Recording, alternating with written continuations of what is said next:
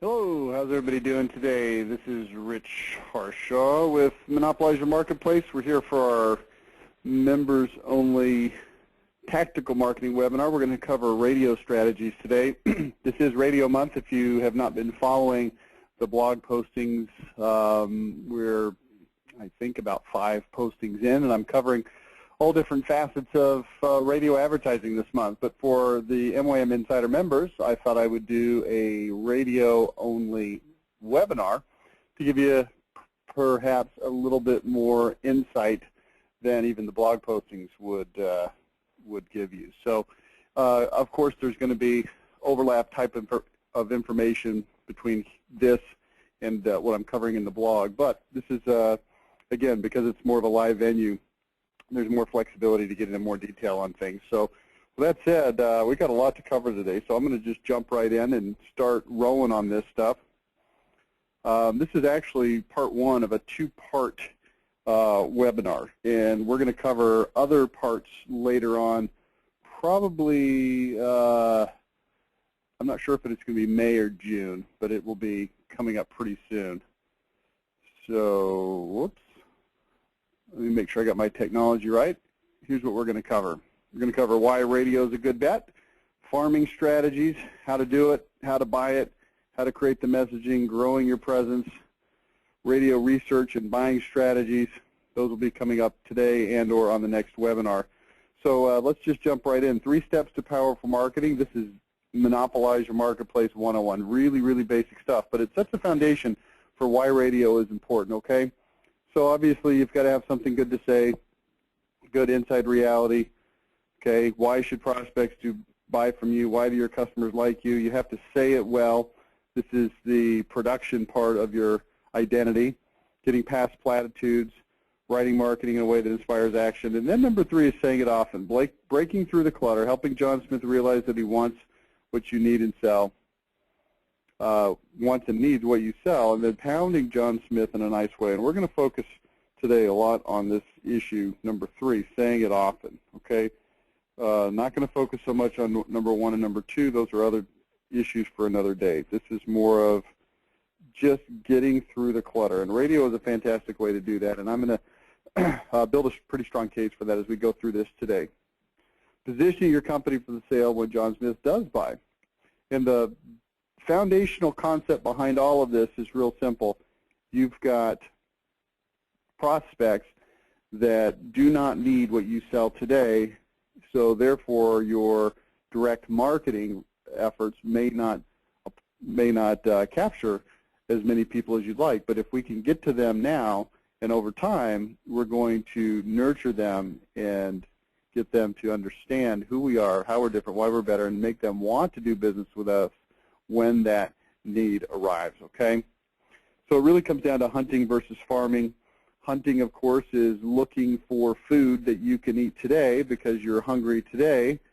The problem is if you turn over the rock and you don't find anything, or if you go out hunting, as the case may be, use whatever version of this metaphor you want. You got your gun or your bow and arrow and you go out and you're trying to find stuff. If you don't find stuff to eat, then that can be a problem. If you are hungry, and most people are pretty hungry. They want to eat. So what we're going to talk about is farming. How do we get a consistent stream of prospects to come to us over time? And the answer is nurturing and farming these prospects to us over the course of time, okay? So we'll use the wall drug analogy. I know many or most or all of you have heard me talk about this, so I won't go into a ton of detail on it. Suffice it to say, there's a place called Wall Drug out in the middle of, I think it's South Dakota. It is, South Dakota, Wall, South Dakota. And as you're driving along Interstate 90, coming up towards Wall, South Dakota, you will see a buttload of these billboards everywhere. Don't miss out, Wall Drug. And again, for sake of time, I'm going to go very quickly through this, this story with the understanding that many of you or most of you or maybe perhaps even all of you have heard it before.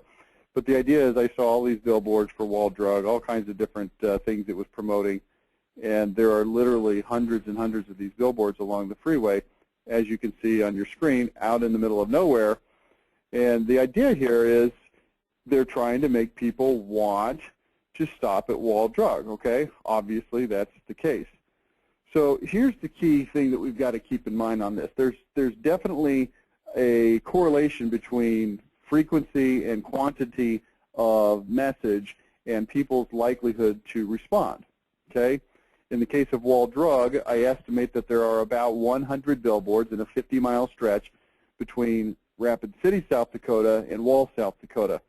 If you're driving 90 miles an hour on the interstate highway, then that means that, I mean, I haven't done the math on it, but one every 20 or 30 seconds, something like that. I mean, they're coming at you at an astounding rate, and they do it for 50 miles, and that by the time you get there, it's just overwhelming. People are compelled to stop. 70% of all the cars that pass Wall, South Dakota, stop at Wall Drug because it becomes so compelling. So the thing that we want to study from this is not billboards, of course, but it's more this idea of frequency and repetition and consistency that we're looking for, okay? And so we want to look a little bit behind the obvious thing, which is repetition helps, and we want to understand why repetition helps. Well, there's a few different reasons. If you are putting your marketing message out there on a consistent basis, there's a good chance that a lot of your competitors are not. Now, obviously, this depends on your situation, your city, your competitors, and all those different things that are specific to your market conditions. But suffice it to say, if you are heavily into advertising and marketing, there's a pretty good chance that a large percentage of your competitors are not. It's just the way things roll out. This is how the large get larger and the small stay small, is because of the ability to take profits and invest them into advertising and marketing. So you win by forfeit, meaning simply the other guy doesn't show up. They're not putting as much effort into it. We also have what's called consistency credit. That means that when people see that you are consistently out there in the marketplace with an advertising message, they equate that to a consistency in service delivery. In other words, they equate the fact that you're consistently out there advertising to the fact that you have the ability to follow through and actually perform at the promised levels, okay? So I'm a little bit speechless because I was trying to find another way to say it, and I can't really think of another way to say it because I think it's fairly self-evident. So think about companies that advertise a lot, that you've seen a lot. There's going to definitely be exceptions of cheesy people or weirdos that have advertising, but you know, generally those people aren't that long-lasting. They don't endure. Think about the ones that you've seen for a long time that endure. They're on television, on radio, that you see in the newspaper, that show up in your mailbox consistently. These are companies that you start to give credit to for their ability. You start to believe their promises because there's something that says if they're going to be advertising consistently, they're probably something fundamentally sound and consistent about the company. And the third one is the one we want to take the most time to look at. It's called accelerated discontentment, which means you can make their current situation seem worse and worse and offer them a shoulder to cry on. I'm going to go through this quickly. If you haven't seen it ever before, then you're going to be glad you saw this. If you have seen it, but it's been a while, this is a good review. This is one of those things that I teach it in seminars, and every time I teach it in the seminar, I'm glad that I saw it for my own sake because it's just a good reminder, and I teach it a lot. Okay, so here's what it looks like. It's on your screen right now, and we've got this graph, and I'm not a big fan of graphs. They're sometimes hard to follow, especially on a webinar, and a little bit complicated, but this is one that I want you to pay attention to, okay? So here's what we've got. On the left-hand side, we've got the axis that is labeled discontentment. At the bottom of it, it's bliss. That means the person is very, very satisfied with their current situation. At the top, you'll see a red line that says, I've had it. That means that they're so discontent with their situation that they feel like they have to make a change immediately because it's just so unbearable. Now, you also see a line where it says fine. And what that means is my situation is fine. I'm not good. I'm not bad. It's just fine. There's no reason to even think about it. It's just fine, okay? This is what you might call the hunky-dory line. Everything's fine. There's nothing, I'm not super excited and I'm not unhappy, but it just is what it is, okay? My pool service is a good example of this. I'm probably at the fine level with my pool service. They come every week. They put stuff in the pool, they clean it out, and as far as I know, everything's fine. I haven't really heard any complaints for a while. I don't really get excited when he shows up. He's just supposed to come, He leaves the thing on the door. I usually don't even see him there, and at the end of the day, it's fine. Why are we even having a conversation? Kind of an attitude. On the right-hand side, on the horizontal axis, going left to right, we see an axis that represents time. Okay. Now this time could be delineated by days or weeks or months or years. We're going to use, for our example, we're going to say each one of these tick marks equals a month. Okay. So here's what we have. Over the course of time, people's contentment level with something will fluctuate from discontent back to content, and it'll always sort of even out in the middle. And the reason is because people can't stay high or low for a particularly long amount of time. And the reason is we've got too many other things on our mind that push whatever the topic is to the back of our consciousness, because we've got other things that we've got to think about. So if you get really, really upset with your kids because they're messing up or doing bad things, it tends to subside over time. If your kids are doing an awesome job and you're super excited, it tends to also subside back to more of this, hey, everything's fine, what's the big deal? So this black line here represents just a fluctuation over time. You can see here after about 3 or 4 months, whatever we're talking about, there's a discontentment level that sparks up. And it sparks up based on these exclamation points, which are what I call incidences. In other words, something happens that causes a person to have discontentment with their situation. Now, let me just clarify what this black line represents. It represents your satisfaction level with some specific thing. Now, what specific thing might be your question? And the answer is, well, it could be anything. It could be your contentment level with your smartphone, or with your laptop computer, or with your roof, or with your kitchen cabinets, or with your website, or with your kids' performance at school. It could be your contentment level with your pool guy who comes out and services your pool, or with your automobile, or with your job, or anything else that can be measured a satisfaction level. This is a chart that would show how you feel. But here's the point that I want to make, and I think it's the most important point, is that the discontentment is usually brought on by some sort of incident. Let's say it's my satisfaction or contentment level, or discontentment as the case may be, with my kids' schoolwork. Now, I've got a teenage son, and he has gotten much, much better in the last school year, this current school year. But in his previous school years, I mean, oh my gosh, it was like pulling your hair out every day. The guy didn't want to do his homework. He would do poorly on tests. It was hard to get him to study. And so what would happen is he would have incidences that would cause my discontentment with his school performance to pop up. It might be looking at a progress report and seeing that there were 3 zeros on assignments, or it might be a test that he didn't do well on.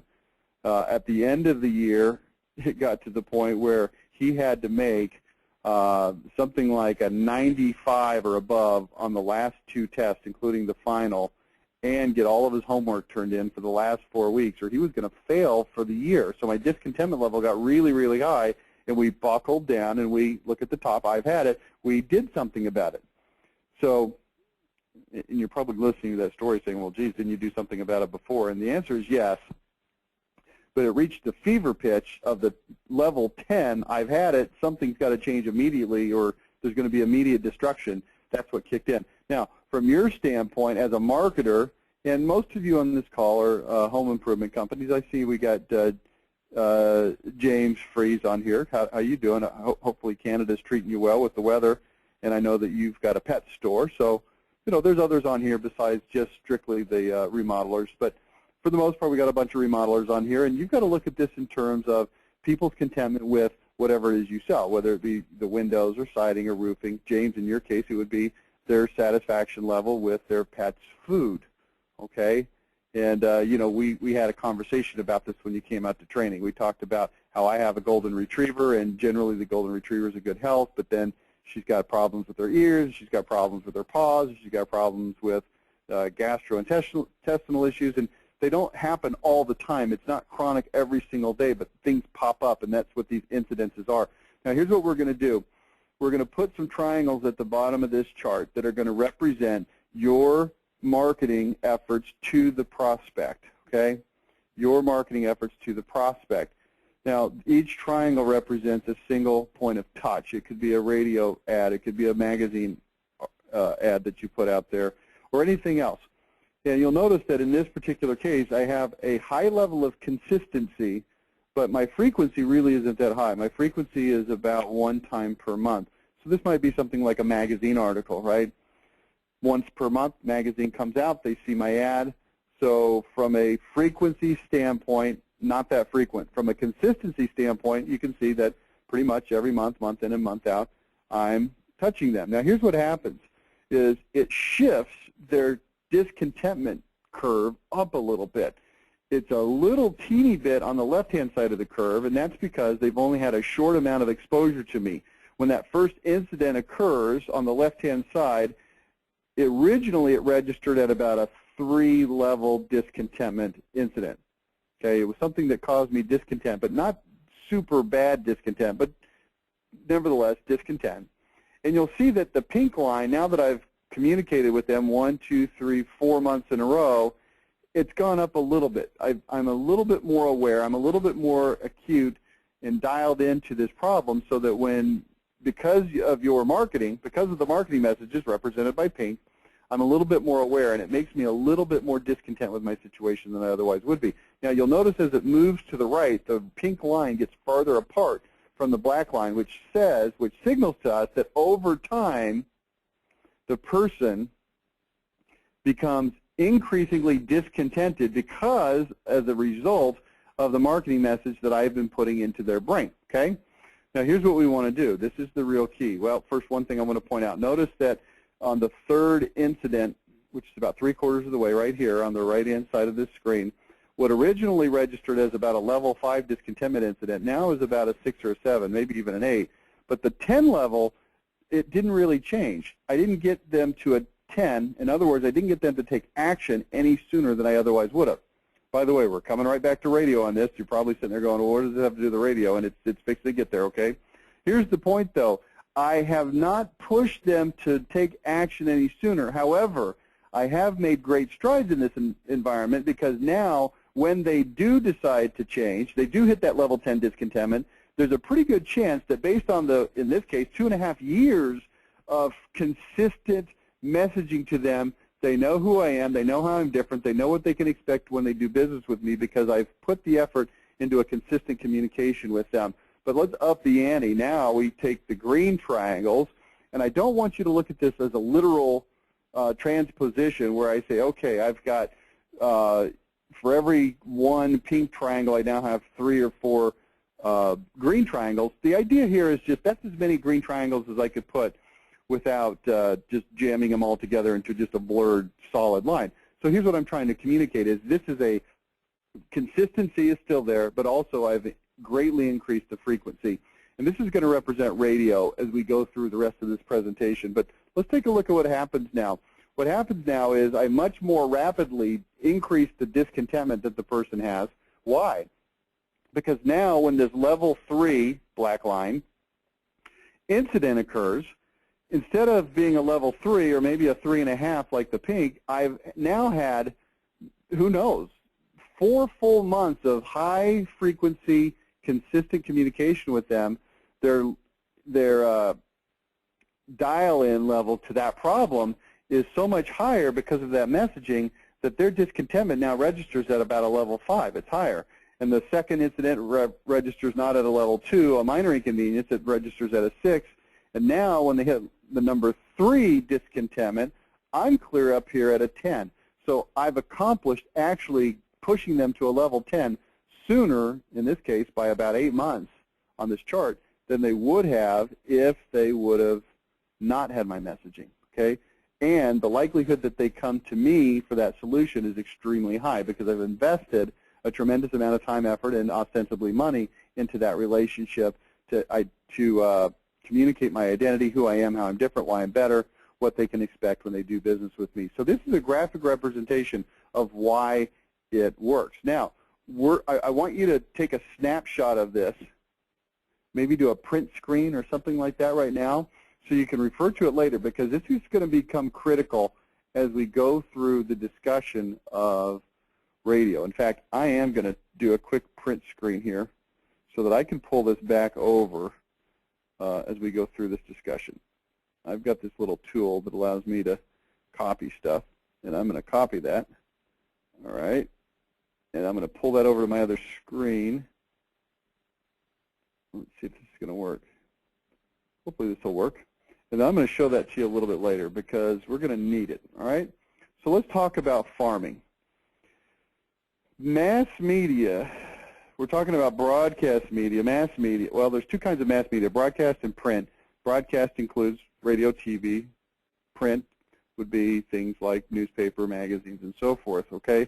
This is where everyone always wants to start, but I'm telling you it should be your lowest priority from a marketing advertising standpoint. If you're a small company, you can barely afford to market to now buyers and your current contacts, then you really shouldn't be advertising at all. You should be spending your money on internet marketing, intelligent mailings, and so forth. Now, if you do advertise, your first goal should be to skim the now buyers and the now-ish buyers. In other words, people that are in the marketplace that have, let's show you this again. I'm going to find a way to make this a little bit smaller on the screen. That's not going to do it. People that are at this level 10 incident, okay? This is the now buyer. This is the person that through no particular impetus of you, they had an external event that caused them to be at the I've had it level and decide that, you know what, I need to do something about this, okay? That's who the now buyers are. Your second goal should be to create awareness for your company so that they don't go to the internet later on when they're ready to buy. They just know. So instead of going to Google and saying, well, who do I get to do my windows, or who should I go buy my dog food from, or who should I get to replace my roof, and going to Google, they just know that it's you because you've been there like a shoulder to cry on for the last 6 months, 12 months, 18 months, 24 months. You say, well, that's a long time to wait for somebody. Well, let me ask you this. How long are you willing to wait for your customers to come on board? What we're talking about is finding a low-cost way to get in front of a ton of people for a long period of time so that when they are ready, they come to us. This is what we're trying to accomplish, okay? Now, capturing future buyers, you need to understand that advertising is inherently inefficient, okay? Like I said earlier, mass media, TV, radio, and so forth, the majority of people that see or hear your ads are not ready to buy right now. They're not now buyers. They are not level 10 discontent people. They're somewhere else on that discontentment chart, okay? The direct response exceptions means if you place an ad, there are a certain number of people that are going to be at the level 10, but it's a very small number, okay? So what you've got to hope, if you're trying to do direct response on the radio or anywhere else for that matter, is you're trying to hope that you happen to capture people at level 10, and you're hoping to find people that are not just at level 10, but don't have any particular affiliation with any other competitor that has been nurturing them that they will automatically go to when they have that need, okay? So spend as much money as you can on your website, SEO, and pay-per-click before you spend any money on advertising. Then intelligent mailings going to your past prospects, your past customers, maybe neighborhood mailers, things like that. If you have any money left over, then spend it here on advertising, okay? What to consider when choosing advertising vehicles. First of all, the ability to target your market, okay? So think about who is your market. Who is it specifically? Now, the best targeting media, if you read my article last week, is direct mail. But the problem with direct mail is it costs anywhere from 50 to 100 times more in many cases than advertising. So we have to weigh these things and see how they balance. But from a targeting standpoint, here's the good news. Radio does give you an ability to target your market based on the kinds of stations that you choose. What percentage of your demographic can be reached? Is there exclusivity? What is the competitive nature of the media? In other words, can you go to a station and be the only remodeling company or the only window company? Or if not, how many other competitors are there? Are there 10 or 15, or is there just one other? It makes a difference. Now, I strongly recommend you start with television and radio is the one that I typically start with my clients. And here's why. Emotional appeal. It's a lot easier to communicate. And the reason is because when you're on the radio and television also, you have the ability to communicate emotion through tone, through volume, through word choice, through pausing, through pacing, and there's an ability to communicate emotion that is absent or largely absent in print media. Now, we do have tools in print media to help us mimic the emotion, and those are what we call emphasis tools, things like italics, underline, bold, all caps. Punctuation allows us to mimic pausing and pacing, whether it be using colons, semicolons, dashes, hyphens, periods, ellipses, and so forth. But it's harder to make those fine distinctions than it is by just using an actual voice. So what we want to do is we want to use radio instead of newspaper or some other print media because it gives us the advantage of integrating heavy amounts of emotion. And here's another word that I want you to think of, authenticity. I can communicate an authenticity through words on a page, but it's so much easier through the spoken word, okay? Now, what you want to avoid when choosing mass media, Clipper magazine, because I hate them. This is a personal vendetta. Don't worry about it. Decisions based on price, non-targeted media. I'm not going to spend a lot of time there. I want to get onto some of these other things. Goals for advertising. First thing, you want to hit your targeted market so you minimize waste. So a lot of this comes down to station choice, and I'll give you a little bit of information on station choice later. But the short version is you can choose radio stations that hit largely your target, okay? Now here's what that means. Think about it this way. On the FM dial, it starts at about 88 and it goes to about 107, okay? So 88 to 107, 88, 98, 100 is about 20, and each one of those has 5 because it's on the odd numbers, right? 88.9, 89.1, 89.3, and so forth. So if you've got 20 times 5, there's a maximum of about 100 FM stations that could even theoretically possibly exist in the marketplace. Now, you get into some HD and you get into some other things like that, but just for general discussion standpoint, you've got a maximum theoretical possible top end 100 FM stations, and then of course there's AM stations as well. But I think you're going to start to see the AM stations go the way of the dodo because a lot of, well, I'll give you an example. Rush Limbaugh, who's one of the major drivers of AM radio, historically mandated that all of his stations that carry him switch to FM and at least have a simulcast by a certain date. I don't know what the date is off the top of my head, but there's some pressure to move from AM to FM. Now, I'm not saying that AM is completely going away. Some of the best stations that we use around the country are AM stations, but here's the point. There's not that many stations to start with. If there's 100 possible frequencies on an FM dial, we know good and well that not all of them are taken. So there may be, in a major market, maybe 30 or 40 FM stations of any consequence. And out of those, only a small handful that are a good fit for your particular target market, okay? And I don't want to get into too much detail on that. I just do want you to understand this, though. There's not that many stations that are a good fit. There might be 8 or 10 or 12 that are a possible good fit for your target market in your area. Compare that to television for just a minute. How many stations are there on television? The answer is a few hundred. Then think about television from the standpoint of what people watch on television. Now, here's what I mean specifically by that. They don't watch stations, generally speaking. They watch programs, okay? Let me repeat that. People don't watch TV stations for the most part. They watch TV programs. You might say, well, no, that's not true. I watch ESPN because I love sports. The reality is that's not true. You watch ESPN because there are certain programs about sports that you like on ESPN. You might enjoy SportsCenter. You might enjoy a particular basketball game or other football game or something like that. But you don't just sit there and blindly watch ESPN all day regardless of what's on. When the Poodle Show comes on, you tune out. When the high school girls volleyball game comes on, you tune out. When the 13th repeat of ESPN SportsCenter comes on, you tune out. The point is this. People watch programs, not channels, on television, which makes it extremely difficult to target because there are literally thousands and thousands of programs, and you have to be able to choose and pick which programs people watch. Compare that now to radio. There are some radio programs that people listen as appointment style listening. They tune in specifically to listen. The aforementioned Rush Limbaugh might be a good example of that, and there are certainly others as well. However, the majority of radio listening is done on a station-by-station basis. I listen to 102.9 because I enjoy that type of music, and they play that type of music when?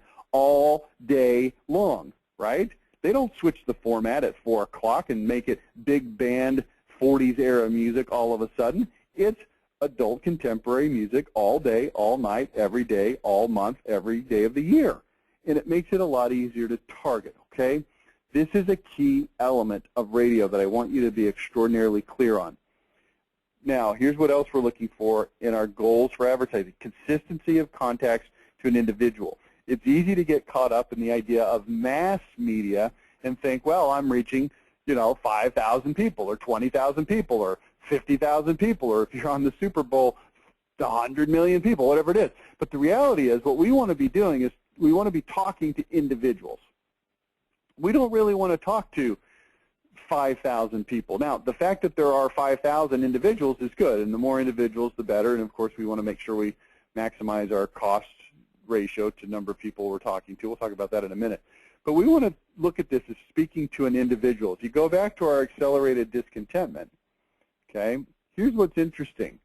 Generally speaking, the things that happen as incidences that cause people to be discontent are individual. In other words, they don't happen to the whole target market. Now, there are notable exceptions that are related to storms. For instance, if a storm blows through and dumps golf ball-sized hail on, a 2-mile swath of homes, then you're going to have a lot of people that are very instantly discontent with their roof because it's leaking and it's damaged and it has a problem. But generally speaking, it's not the case where you've got large numbers of people hitting the I've had it level 10 discontentment at the same time. It's individual incident driven, okay?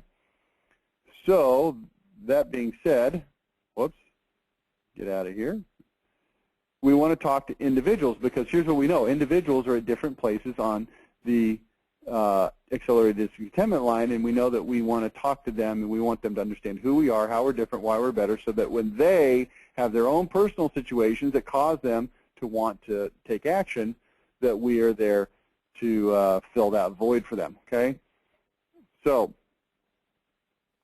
what we're looking for is this word right here, conversation. Conversation. It also allows us to accomplish price conditioning. If you happen to be a little bit more expensive, the last thing you want to do is show up for a sales appointment and have them find out at the very last second when you sit down with the salesperson that you cost 50% more money than they were expecting, and then they back out or they don't close or they come up with excuses, all these different things that they do to just procrastinate buying because you were a lot more than they were expecting. That's bad. That's not what we want. So we are looking for an ongoing conversation. Make sense? Communicate with passion, emotion. I've already covered that. Ad writing with identity is an absolute must. You can't just spew out platitudes. Number one, they don't communicate very emotionally. Number two, identity is what people will remember. Offers with response mechanisms. Remember, future buyers. We're thinking in terms of 2015, 2016 sales as we're on the radio. Brand building, awareness, building future sales are what we're trying to accomplish with this component. Okay? Here's some expectations that you should have for advertising. Now, just quick warning to everybody on the call. You're about to be depressed, okay? Don't even try it until you've exhausted all dollars on now buyers and current contacts. That's something I've talked about before. For instance, you should be in your business. You should absolutely be working the Google AdWords pay-per-click advertising angle for your business. If you don't, here's what you're saying. I don't believe that people are searching the internet for what I'm selling. That's what you're saying. And that's dumb. Of course people are searching the internet for what you're selling. You've just got to find a way to capture them, and text ads during search is one of the best ways to do it. Naturally, your search engine optimization can get you into prime position to be seen, but in absence of that, or in addition to that, we want to have text ads. So if you have not exhausted all the money you can spend on those things, you've got no business advertising, okay?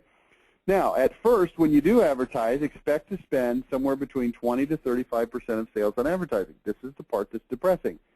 You say, well, that's not really doable. We can't afford that. Well, what I'm asking you to do is not to afford it. I'm asking you to invest in it. Okay? Investment, by very definition, means you take capital, you put it aside in the hopes that it will grow when? Over time. We're not day traders here. We're not trying to get in, get an immediate 2% return, and then get out. That's a direct response type of a play. And if you want to do that, that's fine. It's just not the topic of our discussion today. Topic of our discussion is you're going to take money and you're going to buy and you're going to hold with the expectation that over time that property, or in this case, your investment, will get bigger. So if you spend money today, $10,000 on radio advertising, you might only recoup, look what it says, 20 to 35% of sales on advertising. So if you spend $10,000 and that represents 20 to 35% of sales, you might only return, let's call it maybe $30,000 in sales. You say, well, that's not acceptable. I'm not asking you to say that it's acceptable. I'm asking you to say it's inevitable and to understand how this really works. See, if you think I'm going to spend this money right now and I'm going to get people to buy right now, here's what you're saying. You're saying that I'm expecting that there are a large number of people right here at the 10 level of accelerated discontentment, and I'm expecting them to use me even though they don't know anything about me because I just started advertising direct response. It doesn't make sense. It's not realistic, okay? So what is realistic? Over time, as the market becomes conditioned to you, you'll pull more and more leads, and then your cost is going to start to drop. This is how the big get bigger and the small stay small. You should settle in somewhere in the 10 to 20% range. You say, well, I don't know if I can afford that. Well, let me give you a little bit of encouragement to want to afford that. First of all, this stuff is extraordinarily difficult to track. Extraordinarily difficult to track. You know why? Because it's really hard to know if somebody listened to you and heard you on the radio, if they call you or not. You say, well, we're going to put a tracking number on the radio ad. Yeah, but how many people are going to hear you on the radio and then go look you up online, and then they show up in your lead flow as an internet lead, and you don't give them any credit for being a radio lead. So this is extraordinarily difficult to track. The other thing that you've got to understand is that radio and television, these two things together, have the ability to grow your business like adding water to the bathtub so that the ship, boat, I guess, in the tub, rises. All the ships are going to rise when you put more water into the pond or into the port, okay? So think about this. You've got customers that you want to do repeat business with you. Well, if they hear you on the radio or see you on TV, they're going to have post-purchase reassurance. They heard you, they heard your identity, they heard your message, it was well executed, and it makes them feel good. It might remind them that they have other things that they want to do. When something else comes up, it might remind them to call you. If they have you at the forefront of their mind because they keep hearing you on the radio, it might make it a lot easier for them to give you as a reference or a referral when they have a conversation with their friends, okay? So it's difficult to track, and I'm encouraging you to move forward anyway, okay? Now, lead generating budgeting. Now buyers, website, SEO, pay-per-click, it's going to cost you 15 to 30% to start, and you'll settle in at 2 to 10% once you get it optimized.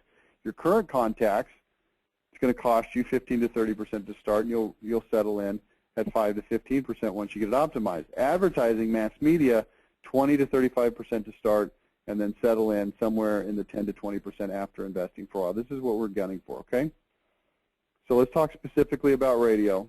I already talked about its ability to target demographics, consistent formats throughout the day. 3 main parameters are demographics: age, gender, and income level. You can go out and target people by age, gender, and income level. There's also cultural targeting available. Okay, if you're trying to reach the Hispanic market or the black market, those are easily identifiable stations that are available to buy.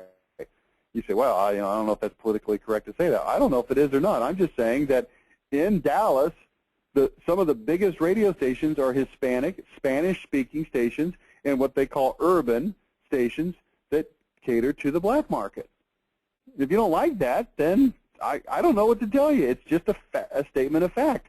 It's not good or bad. It's not right or wrong. It just is what it is. And if you're an advertiser, it's fantastic because it allows you to target into your specific market, okay? Now, there's a word that you'll hear as you start to look at radio stations called skewing. And it'll be like this. It skews towards men, or it skews towards women. What that means is it has more women or men than the other gender. So you might find a station that skews towards women, and it might be 55% women listener and 45% men listeners. And you might look at that and say, well, that's not really that big of a deal, 55 versus 45. Let me tell you something. In radio terms, if something skews 55-45, that's considered a major skewing, a major difference. If something skews 60-40, that's considered overwhelming. If there are 60% of the listeners are male, that's considered a male-dominated station, okay? Sports radio as a pretty common example. If it starts to skew 65 or 70%, that means there's a huge chance of reaching that gender on that station. So it's just something to keep in mind, all right? Okay. Extreme listener loyalty. This is something that I think is underrated. And to understand it, you've got to understand what a P1 is. This is a radio term. P1 is the first station that people are going to push, P1. I don't know what it means exactly. Push one, the button one. Back in the old days, you had buttons that you would pull out and then push in. Do you remember those radios back in the 70s and 80s?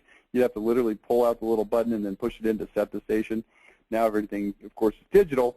But you've got to understand that most people have about P1, a P2, and a P3, maybe a P4 and a P5, but it doesn't go much beyond that. So let me just give you an example of my own personal P1, P2, P3 here in the Dallas market where I live.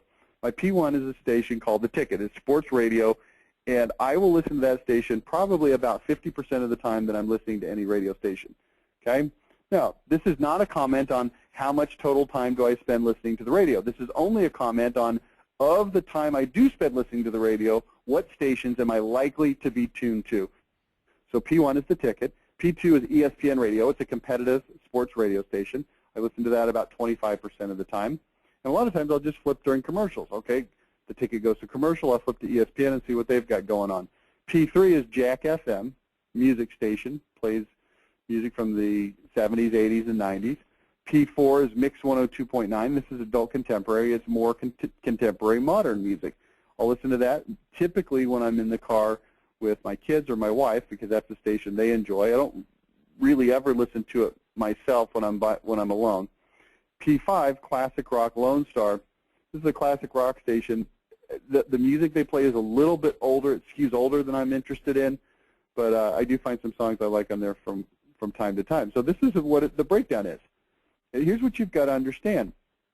There's extreme listener loyalty. You might have got jammed up a minute ago when I said, well, when the commercial comes on, I switch over to ESPN. But here's the reality. I listen enough that I do hear the commercials on probably The Ticket, probably ESPN. I probably don't hear commercials on Jack FM or Mix 102.9 really that much at all because if I flipping the channel over, I'm only there 10% of the time. So the times when I hear a commercial and I don't flip the channel, relatively few, you know, it's not going to happen on Jack. So if you wanted to reach me on the radio, you could reach me on The Ticket and on ESPN. Those would be the best places to reach me. Now, you've got to look at me and say, well, am I part of the demographic? How many other people are like me, et cetera, okay? And then I've got this 1% down here for just random other stations, okay? And here's what else we know, is that these loyal people have consistent listening patterns. This is something that I don't want you to lose sight of. Very, very critical, okay? The aha moment I had when people listen to the exact same times every day. Now, this is something you need to understand. When people are getting ready in the morning, they're driving to work, driving from work, when they're at work, they'll listen at literally the exact same couple of minute window of time every single day. Now, this is my listening pattern. This is actually outdated. I put this together a while ago. My patterns have changed since I put this on, but it's still a good example. So I would get up at 5:38, and between 5:38 and 5:55, I'd listen to The Ticket on the radio in my bathroom. This is when I'm taking a shower, I'm shaving, moving what's left of my hair, whatever, right? At 6 o'clock, I would listen to Mix 102.9. Now, this is going back a couple years, and this is based on a time when I was driving my son and a couple of other kids that lived nearby to an early morning Bible study class that started at about 6:20, but we'd always be running about 3 minutes late. Now, there was a break there between 5:55 and 6 when I wasn't listening to anything, because that's when I was done getting ready and I was shuffling from getting ready to the kitchen to grab something out of the fridge, into the car, getting my son, all those things. It took about 5 minutes, okay? The reason I would listen to 102.9 is because the station is more homogeneous. It's got less likely to have things that are inappropriate for children to hear, and I was picking up 2 other kids besides my son, both of which were girls, who really weren't interested in sports anyway, okay? So Mix 102.9 plays current music. It's fairly objectionless. But as soon as I would drop them off, I would switch it back to the Ticket or ESPN, whichever one had something I was interested in listening to, and I'd listen to that station for about 10 minutes as I drove from dropping my kids off to my office, okay? Then I would listen again from about 12:20 to 12:33. This is when I would drive to find some food, okay? And then I'd take a break at 3 o'clock. At 4:25, I would drive home, and I would listen to the Ticket again. And I would drive home specifically at 4:25. Notice that. I would time it to leave at 4:25 because that is generally speaking when I wanted to leave to go home, but that was also when there's a segment on that station that I wanted to listen to. I got to where I memorized when their commercials came on. You ever listen to a station so much you know exactly what time of the hour there's commercials come on? Now, I'm not showing you this so that you get enamored with my own listening patterns. I'm showing you this to let you understand that people listen to the radio like this. Now, it's not exactly 100% exactly the same every single day. You know, maybe there's a day when my kids didn't have school and they didn't go to the early morning thing, or I was sick and I didn't drive them, or I got up late for some reason, or I got stuck late at work working on a project and I didn't leave at 4:25, or I didn't go out at 12:20, or maybe I went a little bit early to go to get lunch. But the patterns are clear, and this is the key to radio. If you understand that the listeners are loyal and they have definitive listening patterns, it allows you to tap into this and start this conversation with people on an ongoing basis, okay?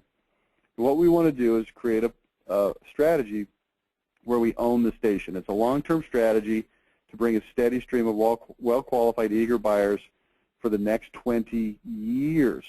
You know, I remember 20 years ago, I first moved back after college to Dallas in January of 1994. In that same month is when the Ticket started as a station. It was a brand new station in 1994.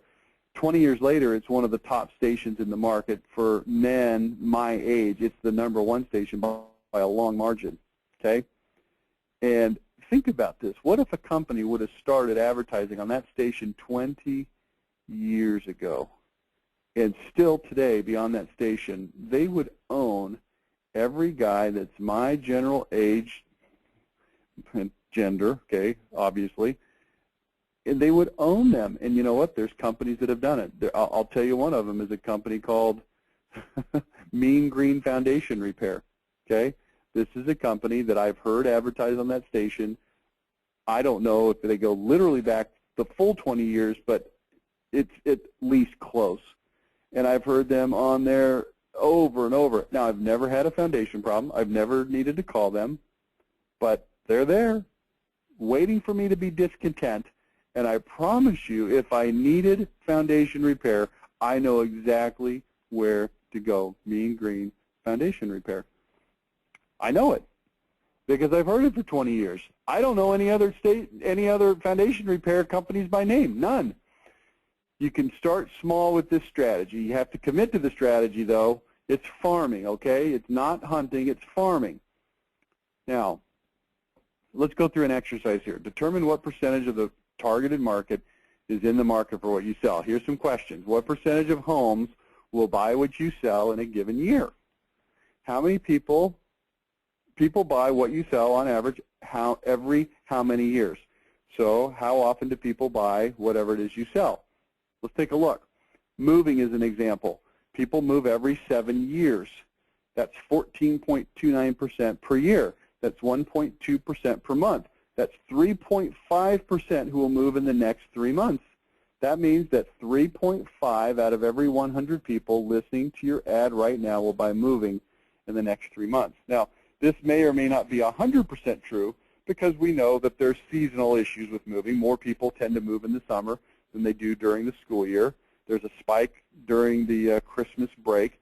But generally speaking, for our purposes, we've got about 3.5 out of every 100 people that are going to be doing some kind of moving in the next 3 months. Now, it's critical from a targeting standpoint that you understand who's listening to your station. Are they the kind of people that you want to cater to? If you're on the top 40 station and you've got a bunch of kids and teenagers that are listening and their parents are moving, it doesn't really matter because they're not buying moving. On the other hand, if you're on the conservative talk station, well, here's what we know about conservative talk stations. It tends to cater to older, richer, whiter men. Well, I don't like that. That makes me feel uncomfortable that we break it down. Why? It's just who it is. It's not a judgment on anybody. It's a quantifiable fact based on research that that's who tends to be listening to that. And if you're selling moves that are in the $3,000 to $10,000 range for local moves, then you might want to be dialed into those people instead of, others. Okay? Let's go to another example, metal roofs. You need to replace your roof every 15 years. Most people don't do it, so let's say every 20 years.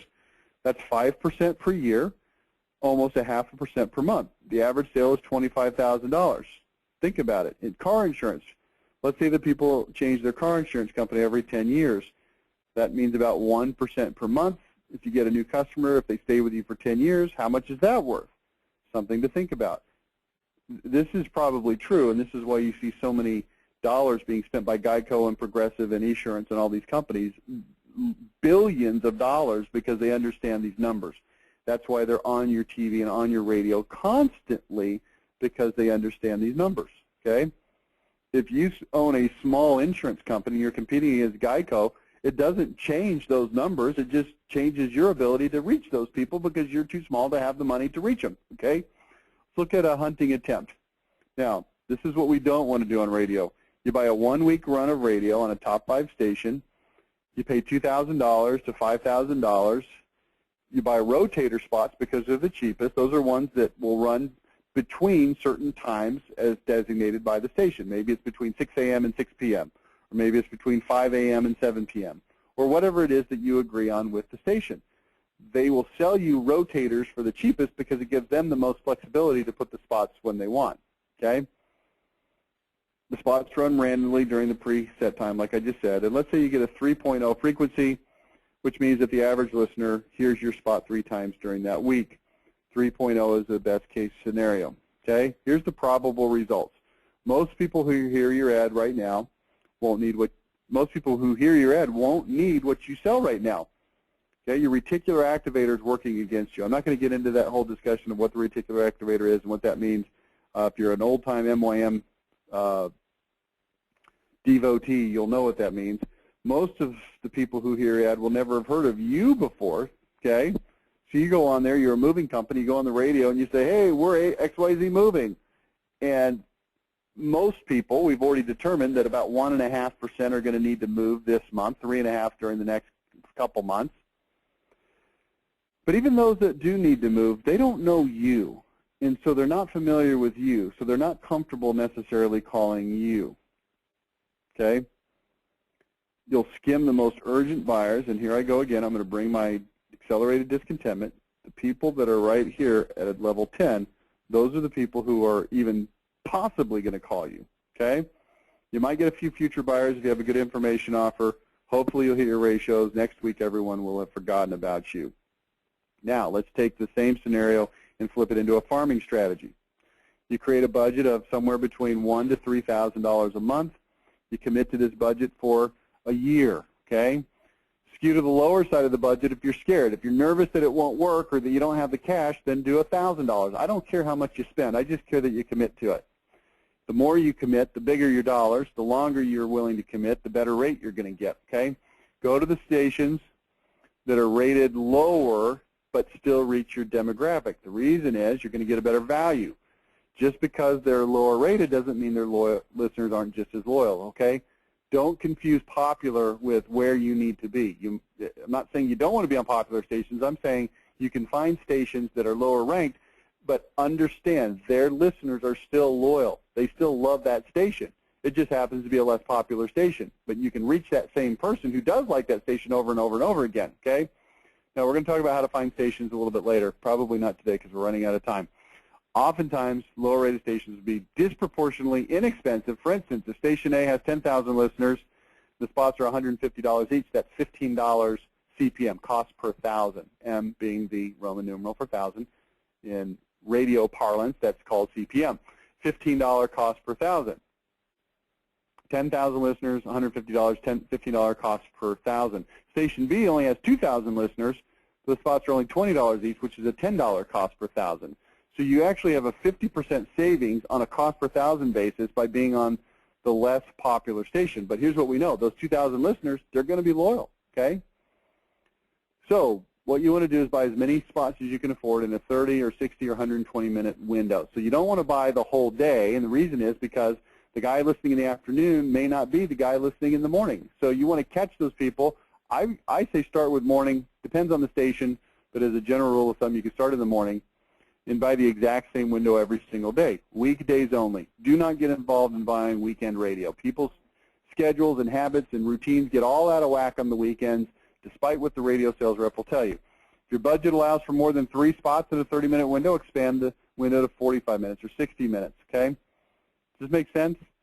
Lower-rated stations will probably be more willing to accommodate this request. You go to a higher-rated station, they've got less inventory available. That's why their prices are higher, and you say, look, I want 3 spots in a 30-minute window. They might tell you no because they've got other advertisers that want to be in those same spots. So the lower-rated stations that have more inventory, that are more hungry for the dollars, they might actually say yes, okay? And then you can use the aim and flame negotiation. If you don't know what that's all about, I guess you'll have to go read it on my website, okay? Let's start looking at a farming strategy. Use a variety of types of hot buttons, benefits of ownership, objections to ownership, vendor selection, information offers, incentive offers. Whoops. The key here, vendor selection is where your identity is going to be located. For home improvement companies, this is the most important one. Again, we're getting into some slightly more advanced monopolize your marketplace topics here with 3 different kinds of hot buttons, benefits of ownership, objections to ownership, vendor selection. When we're talking about identity, we're talking about vendor selection. What makes you different and better? What makes you the choice that people should buy? Okay, vendor selection. Different kinds of voices. This is something to consider. Pre-recorded narrator, owner of the company, you know, live DJs. My recommendation is that you do one of the first 2, pre-recorded narrator, and stick with the same person over and over. You want to find somebody that can capture the tone and feel and flavor of your company, somebody that's got a distinctive voice, not obnoxious, not crazy, but distinctive, or the owner of the company, but only the owner of the company if that owner of that company has the ability to record spots and sound natural and authentic instead of scared to death and deer in the headlights. That's not good, okay? Stilted, not a good thing. This is what I'm looking for, pre-recorded narrator or owner of the company. Some of these other ones, I don't really care for them that much. It's just there's some advantage, and I'm not saying absolutely don't do it, but what we're looking for is consistency, talking to people over time, okay? You get tied up with a radio personality or a DJ, that's good until the guy gets arrested for child porn or some other unsavory act that now you have no control over. It's risky. That's all I'm saying. And if your goal is to consistently communicate and have a conversation with somebody over time, over the next year, 2 years, 5 years, 10 years, why not make it the same voice, okay? You say, well, this DJ is really highly respected, and the credibility will translate, and people will pay attention to what he says. Well, if you write your ad the right way, people will pay attention to what you say, okay? Don't cop out and say, well, nobody's going to listen to this unless it's a celebrity or a DJ. It's not true. It's garbage. That's not a true statement. That means that you just don't understand how to do it right, okay? Here's what's going to happen. Fewer total people are going to hear your ads. That's a fact. The people that do hear them will hear them repeatedly, though. You'll be able to have a conversation with them. You can override the reticular activator by sheer volume. After a while, you're going to become a familiar friend to them, okay?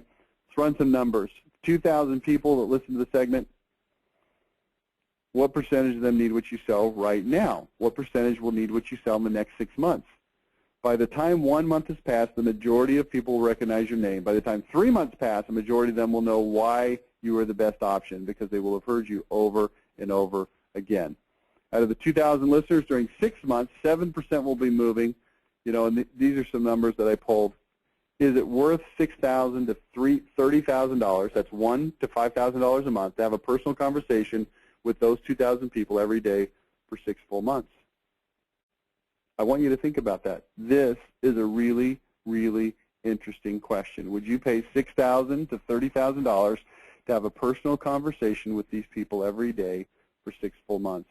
If there are 50 people replacing their roof, okay, out of those 2,000 in the next 6 months, would you pay $6 or $7 or $8 or $10 or $15 or $20,000 to have a conversation with them? Well, if out of those 50 people, you were able to get 20%, 10 of them to buy a roof from you, that's 10 roofs. I'm not saying randomly 10 people. I'm saying there will be 50 people replacing their roofs in the next 6 months out of those 2,000 people. 50. Would you be willing to spend, let's say, $10,000? That's $1,000 per roof. If the average job for a metal roof is $25,000 or for a non-metal roof is $12,000, that seems like a pretty good value. Plus, oh, by the way, when you roll into month 7, you've got all the benefits so that the next set of people that need roofs also know who you are and also have comfort and confidence in you, okay? See how this works? If you continue to do this perpetually, you'll start getting more calls from people who did not just hear your ad than from those who did just hear your ad because they already know. See, it becomes the incident that sparks them to call, not your ad that sparks them to call. Do you see the difference? You let the incident spark them to call, not your ad. That's the key thing that nobody seems to want to understand or admit or acknowledge. This makes it lead tracking difficult, but that's okay, all right? You're cultivating business now that you'll harvest next year and the year after that and so on. You've created your own farm, okay? That's what we're trying to accomplish.